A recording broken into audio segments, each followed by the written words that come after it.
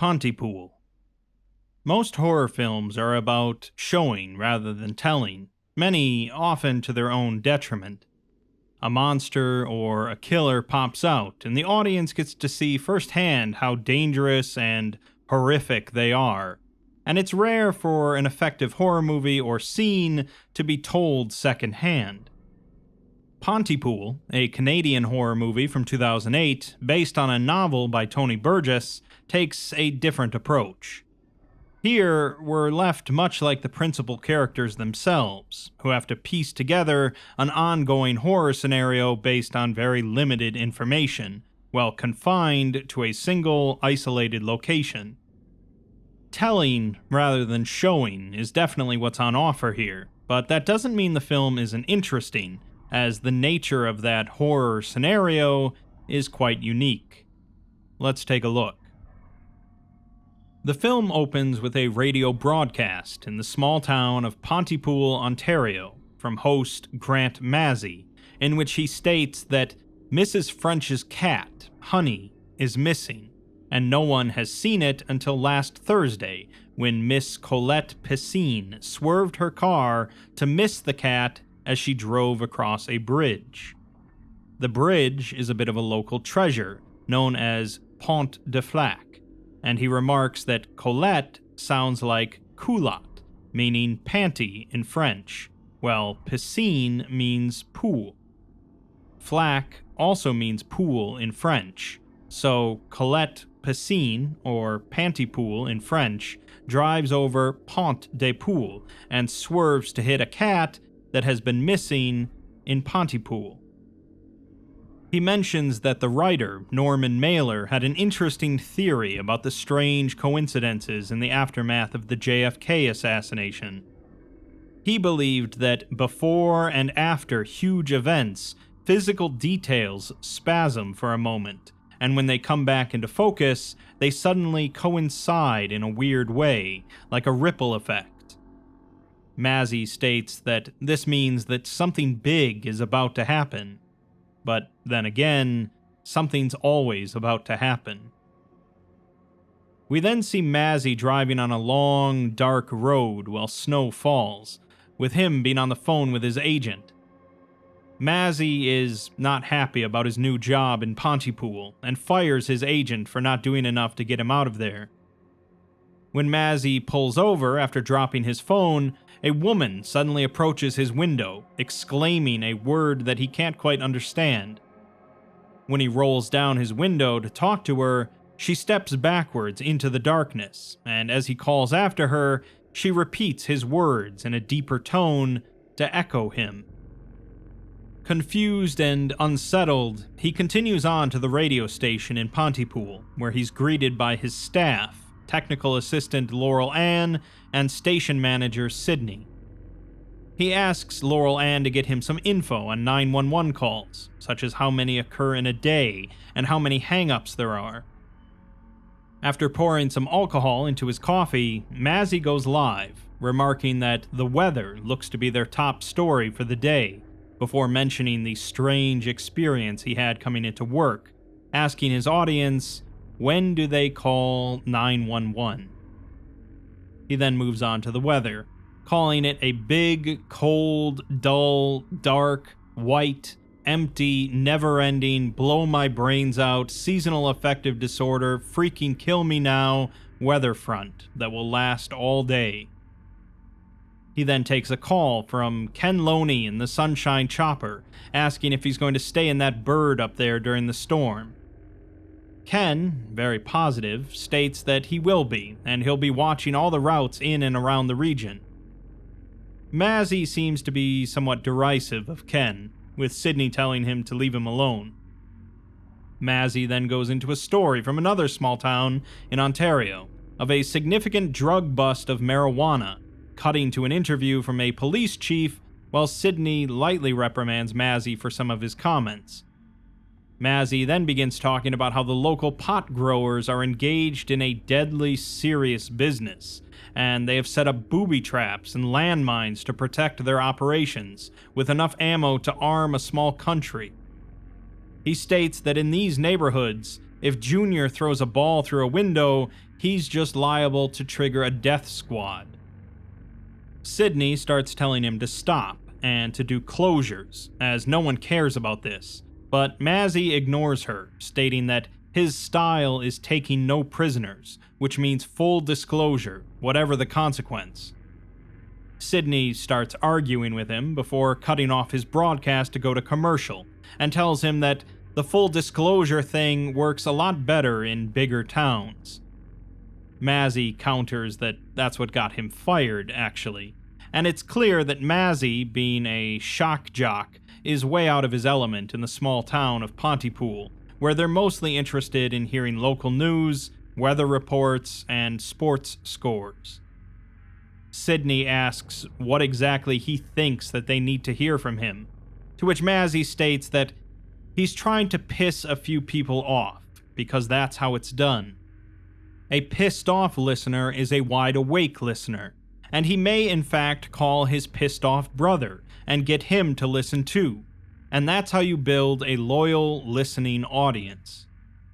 Sydney argues that small towns are filled with proud people who just want to know if the school bus is coming, and if he keeps up like this, they'll just think that he's a dick. Mazzy, resigned, wearily agrees, as Sydney tries to comfort him by saying that she wants his Mazziness, she just wants it to come in a little slower.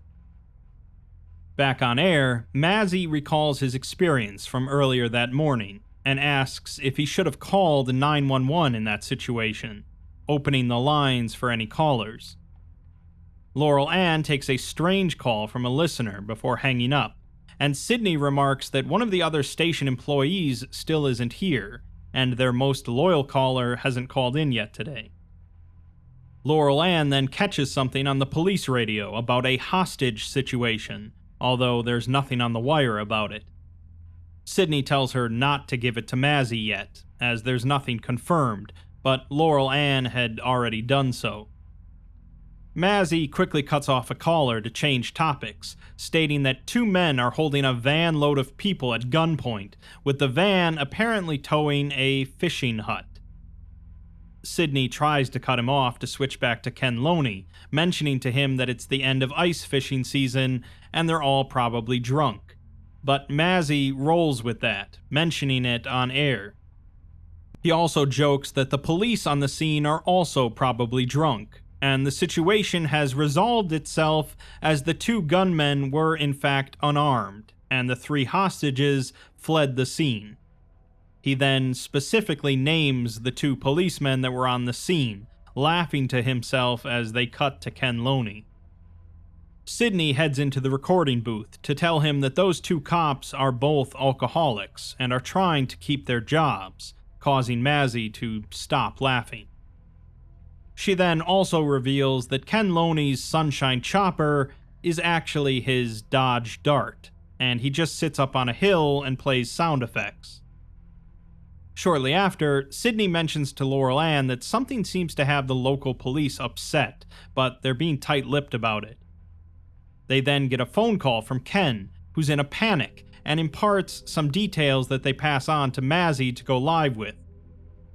Mazzy states that a large group of people have gathered outside of the offices of local doctor John Mendez, who is under investigation for writing unnecessary prescriptions, with the crowd being described as unruly. They bring Ken on air, who says that there are hundreds of people down there, with them trying to cram themselves inside of the building, and the side of the building has just collapsed. He exclaims that people are getting trampled down there, and Mazzy asks him if there's any police down there. Ken says no, but then remarks that there's a convoy of military vehicles coming in, along with helicopters, and the road is blocked. Ken gets cut off, and Sydney tells Mazzy that there's nothing on the wire about this at all, so they really have no idea what's going on. Sydney tells him to just go to break, as they have no info, and a group of people then enter the station. The station crew are all scrambling to figure out what's happening and to get Ken back on the phone, but Sydney tells Mazzy to go ahead with the interview of the local musical group Lawrence and the Arabians.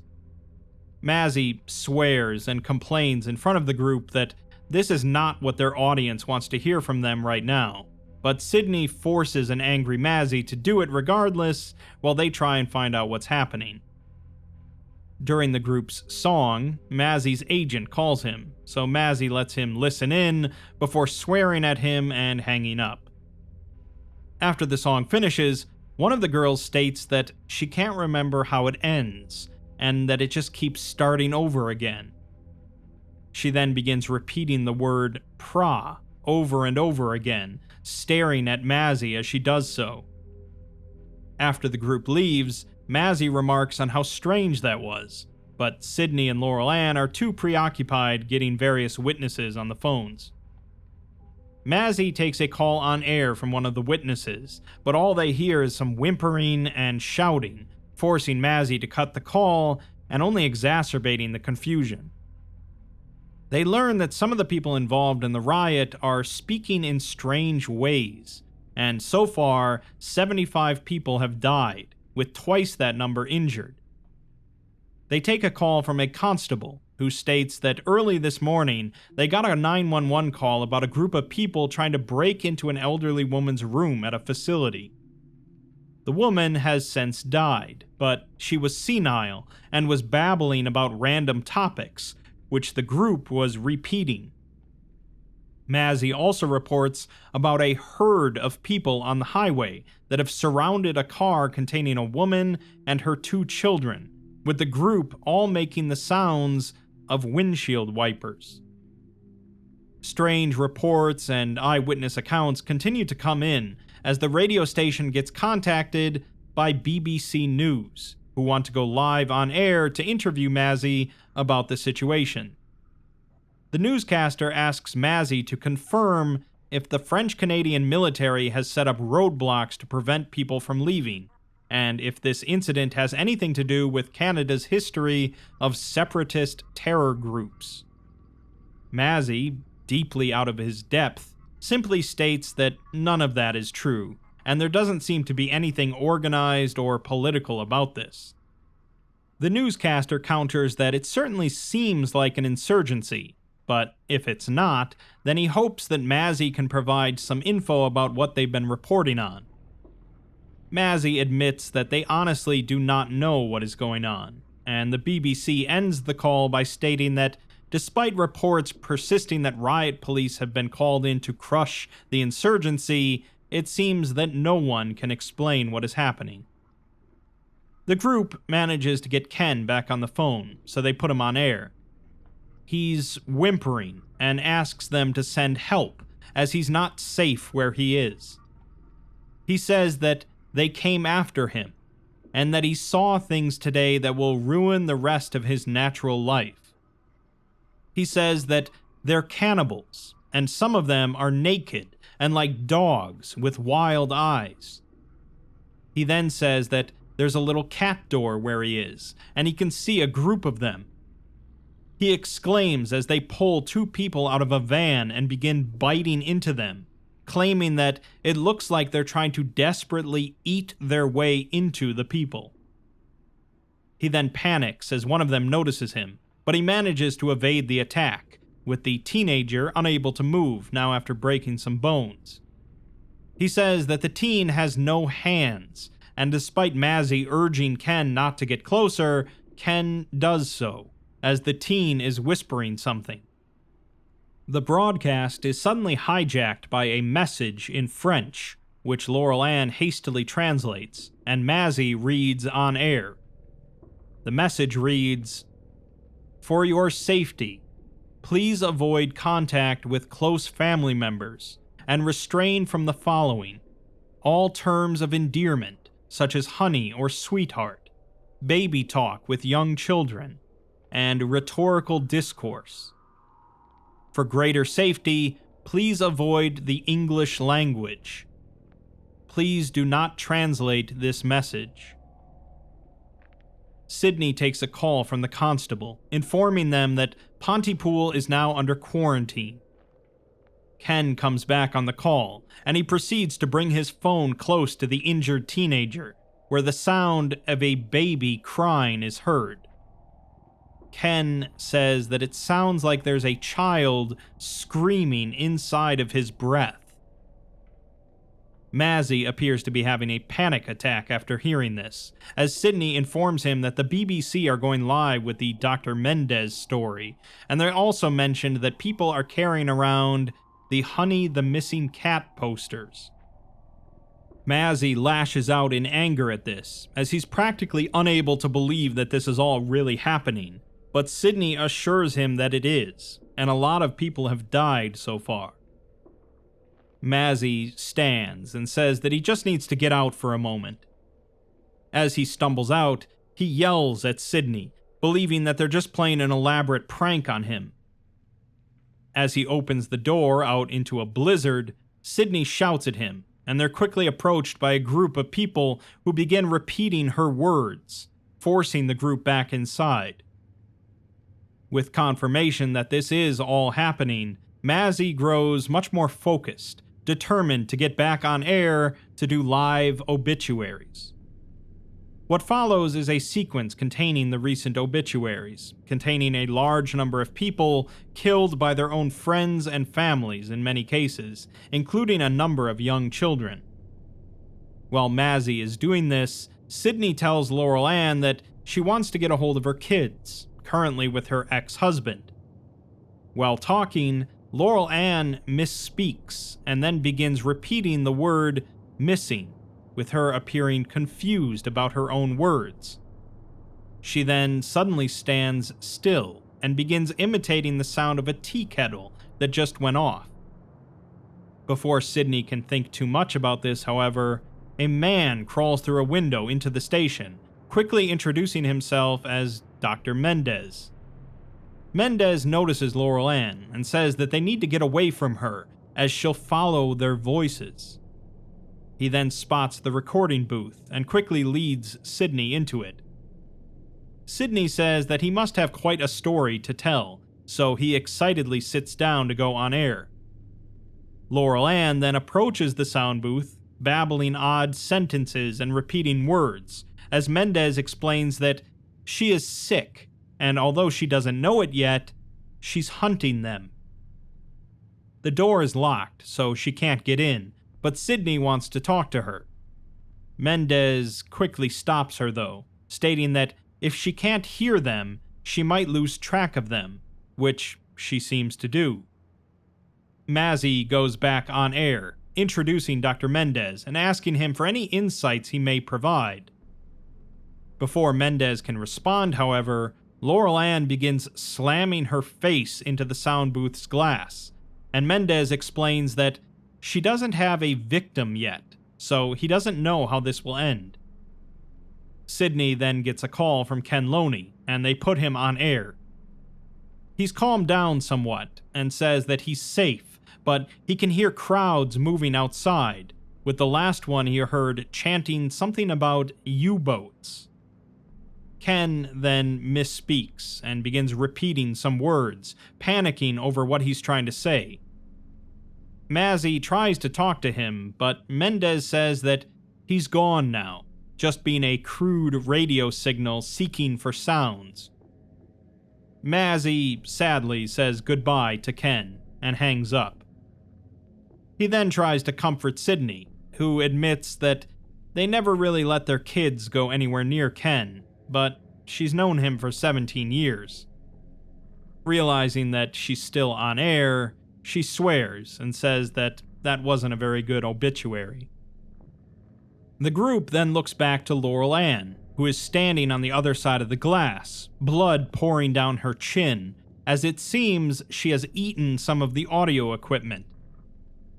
Mazzy asks Mendez if she can read their lips, which Mendez finds to be a very interesting question. He exclaims with realization that this sickness is viral, but it's not in our blood or the air, but rather in our words. It hasn't infected all words, just some, and spreads when the contaminated word is spoken. He speculates that if this infection found its way into language, into human perception, it could spread into reality itself, calling it a God bug. Mazzy counters that he doesn't even believe in UFOs, so he's going to have to stop him there. But Mendez is quite insistent that this infection is real and will propagate as much as it can. Mazzy asks if their broadcast is infected, but he says that the infection doesn't spread through words reaching their eardrums, but rather it copies itself through humans understanding an infected word. Mendez says that they probably shouldn't be talking at all, to be safe, but Mazzy remarks that they need to inform people about this. They're still on air, but none of them are really sure what to say, or if they should say anything, leading to large amounts of dead air as they contemplate their situation.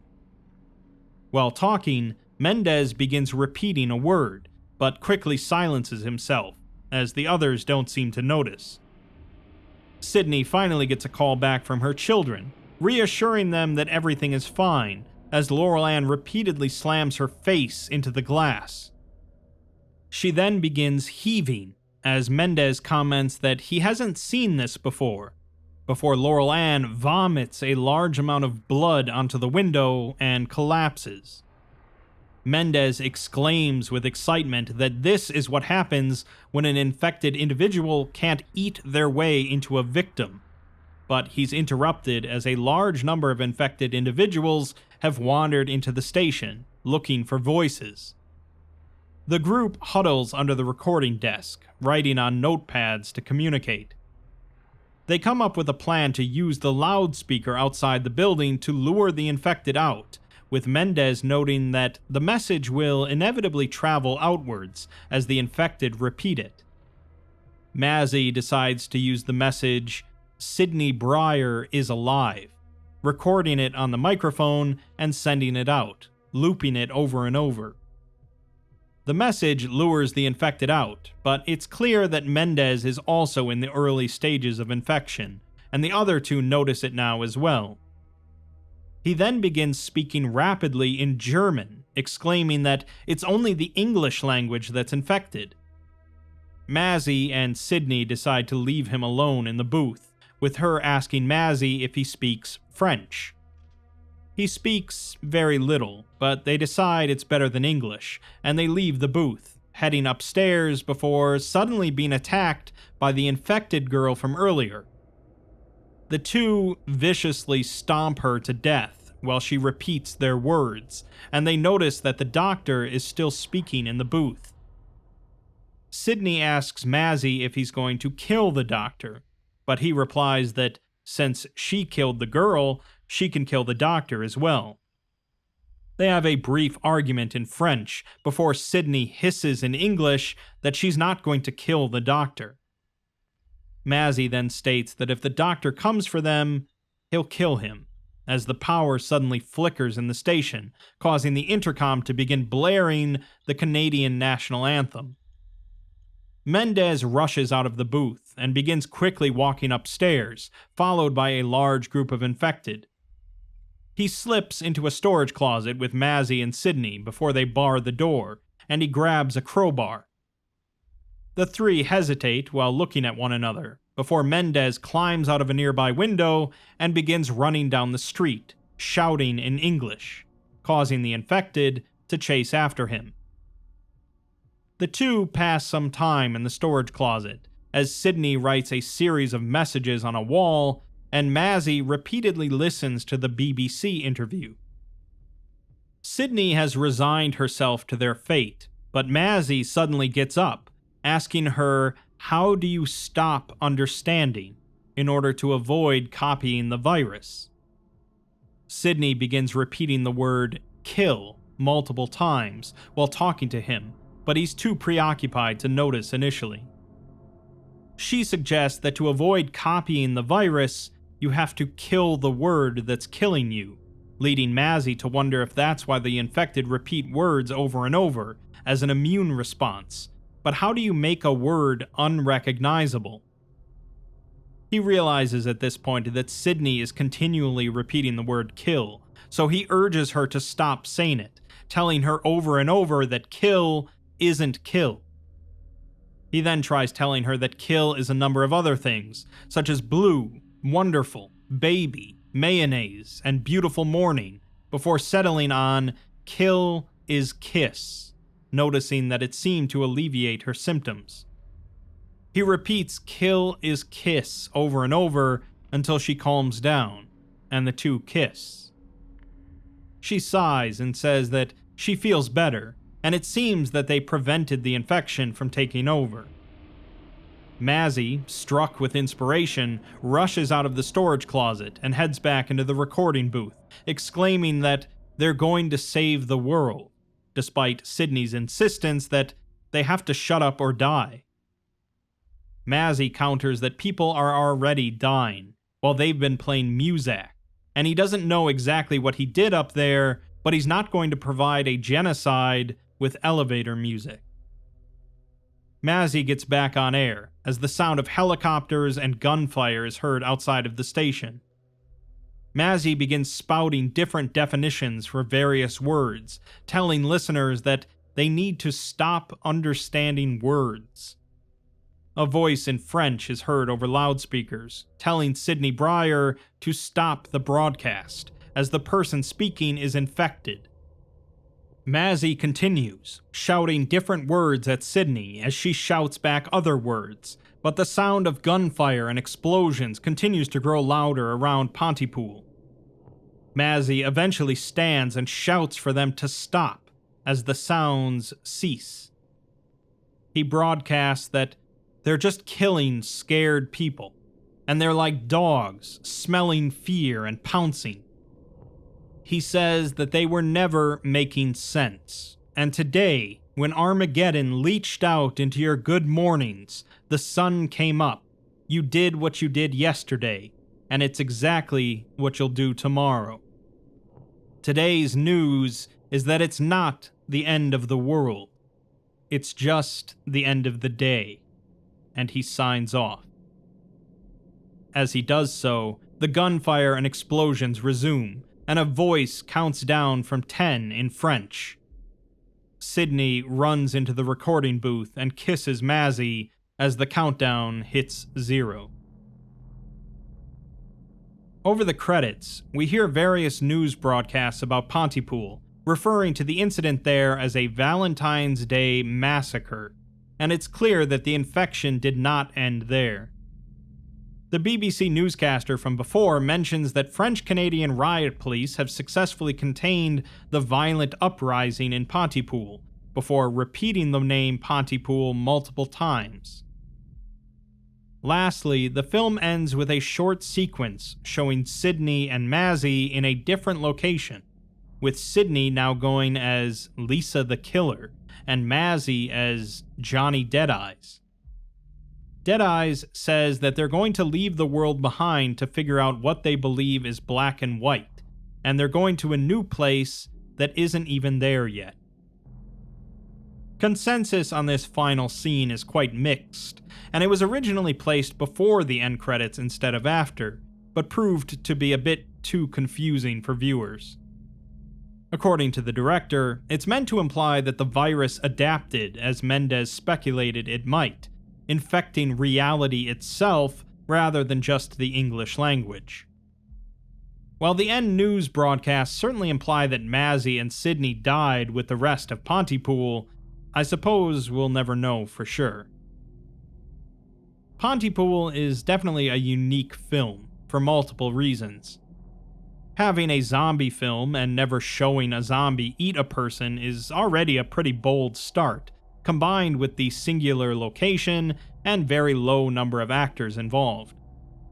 The premise would have worked quite well enough without getting into the unique nature of the outbreak, but that's where Pontypool really separates itself. A virus infecting the English language is, of course, quite far-fetched, although perhaps not quite so unusual to fans of weird horror and sci-fi, such as the SCP universe. Obviously, it's quite interesting that an outbreak based around speaking would center on a radio host, and Mazzy certainly had a show of a lifetime. Because of this, the film would have absolutely suffered without a strong actor in the lead. and I think Stephen McHattie largely makes this movie what it is. Pontypool isn't the most intense, scariest, or action-packed zombie film of all time by any metric, but it's a very interesting premise, executed very well.